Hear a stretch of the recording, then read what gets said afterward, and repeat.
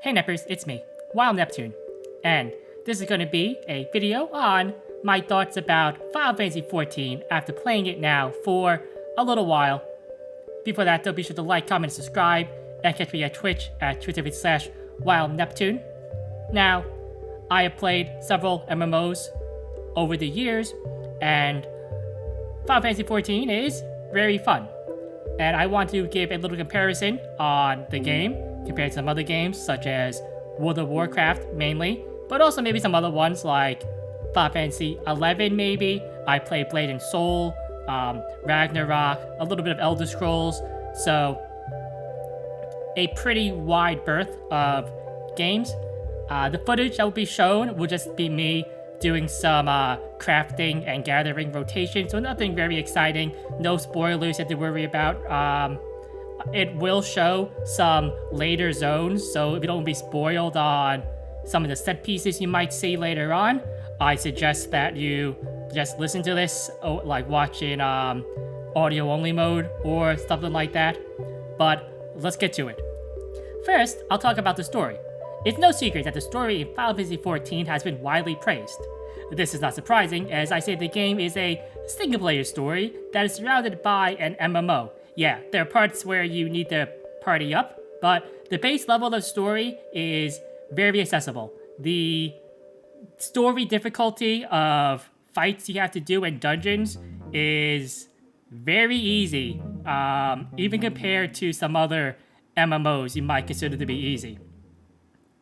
The consensus has been that the story starts off very slow in A Realm Reborn, which is the base game, and it gets better expansion by expansion. For the most part, I agree with this. The game does a good job at building on the foundation that the game sets in A Realm Reborn. So A Realm Reborn is a lot of setup for future parts of the story that will have bigger stakes and will feel more personal to you. I do think that parts of the story might be a little bit unnecessarily wordy, and sometimes it does drag on a little bit too long, in my opinion. And because the game is very story-driven, it does make it a little hard to look past some plot conveniences that just kind of happen. But if you enjoy single-player JRPGs, such as the Final Fantasy series, you'll probably enjoy Final Fantasy XIV, even if you never played an MMO before. Now, a large part of the world in Final Fantasy XIV is shrouded in mystery, at least at the start of the game, and in each expansion, they will add places that you've only heard of before, which makes, when you actually get to these places, or see the people there, or the things, it makes it very exciting. Now, Final Fantasy XIV is a self-contained entity, so even though it has the Final Fantasy XIV name, and will have some of the major tropes and common fixings, so chocobos, tone berries, marbles, right? Lots of callbacks to other games. It is not related to other games in the franchise, including Final Fantasy XI, which has been confirmed to be like a different reality or dimension or something to that extent. So, in comparison to games like World of Warcraft and The Elder Scrolls, which has decades of games and lore and books, stuff like that, to polish out their worlds, the actual lore in the game as it relates to the overall fleshing out everything does lack a little bit in Final Fantasy XIV. I know that this is not important to a lot of players, but it can make some of the side content feel a little bit empty in comparison. While a lot of side quests in MMO, like WoW, are pretty meaningless fluff, there are some interesting quest chains that you can go through in the zone to learn about the story of the zone, some of the characters, a civilization, solve mysteries, and things like that. Yes, what you do to do these things is usually, hey, kill 10 of these guards, or find 10 necklaces, or something like that. But in general, especially later on in World of Warcraft's life, the in-zone quest lines have been pretty fun and do add a lot to the lore and story for that particular zone. Now, as for Final Fantasy XI, I don't really know. You see, in World of Warcraft, you have to do these side quests because that's how you level. In Final Fantasy XIV, you don't really have to do any of this. There are so many other alternate ways to level that by the time you get to level 20, maybe even before that, you never have to pick up a side quest ever unless you really want to do them. So my personal experience with side quests is very limited, and some people might consider it to be a good thing, as you kind of don't want to do them even when the story is kind of good with it. But from what I've gathered, that the side quests deal with more individualized NPC needs and wants versus a zone-wide lore-based story. Before, I said that the game does a very good job making you feel more invested in the story as it goes on, and this is largely in part due to the characters. Not that the characters themselves are better than other ones in other games, but because from very early on in A Realm Reborn, they are a mainstay by your side. Well, sometimes, yes, you just do and report to them after you do whatever heroic act or deed that you have to do. A lot of times, they're actually right with you in the field. You'll talk to them a lot during quests. They're giving you advice, scolding you, comforting you. They do a very good job at making characters feel like part of the family, even ones that you didn't necessarily like at the start. With that said, the game does kind of lack this feeling where a character is of a legendary status. There is no meeting like Sylvanas or Thrall, right? There's no meeting like the dragon aspects for the first time, or meeting one of the Daedric princes in Elder Scrolls. There's nothing really of that level yet in Final Fantasy XIV.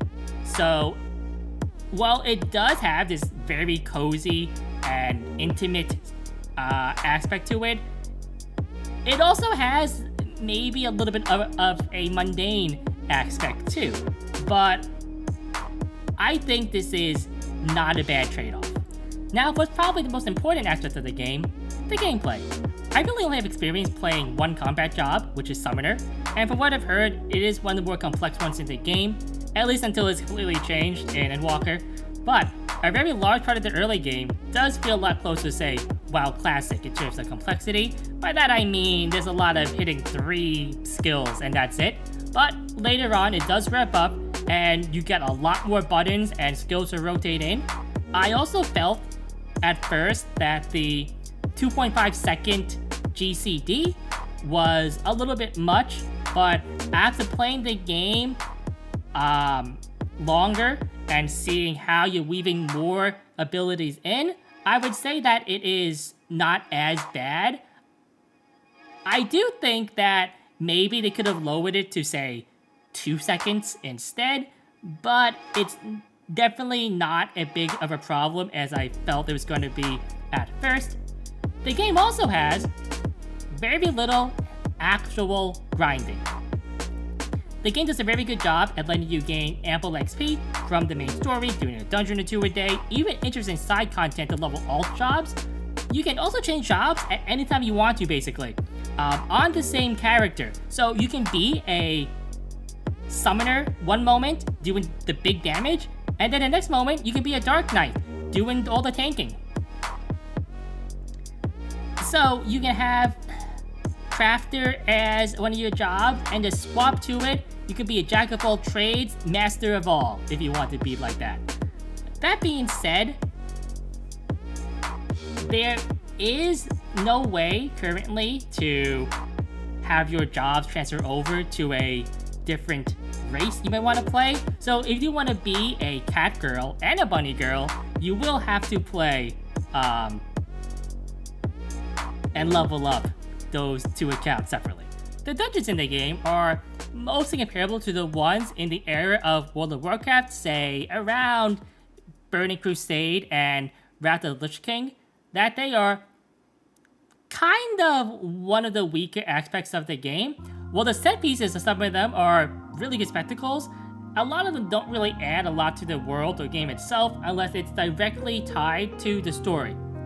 So, if you want those long dungeon crawls, such as the old Blackrock Depths or Sunken Temple, those don't really exist in the game, as the normal dungeons are designed a lot closer to, say, something like the Scarlet Monastery, only even more straightforward, as the game super railroads you on paths when you do a dungeon. And a lot of them don't even really have outright stories or lore behind them that you can really find within the dungeon itself. I also have not really done a lot of raids, but the raids do have stories that are more or less self-contained, except for the very first ones you do, because those are actually part of the story. The game does also have trials, which are basically single-serving boss fights. Many of them can be fought under 3 difficulty levels, being normal, extreme, and savage. If you played Final Fantasy XI back in the day, these are somewhat similar to Black Circle Notorious Monster fights, or even some of the things like the Summoner Quest. If you only played WoW, imagine something like doing the Warlock 60 Mount quest, the final fight, as an encounter for a boss. For what I played, these are usually mechanically harder than most fights in the game, and that said, I'm pretty casual, and I don't know how much higher difficulties compared to high-level rating in things like WoW, or even Final Fantasy XI, or something like Blade and Soul, or the like.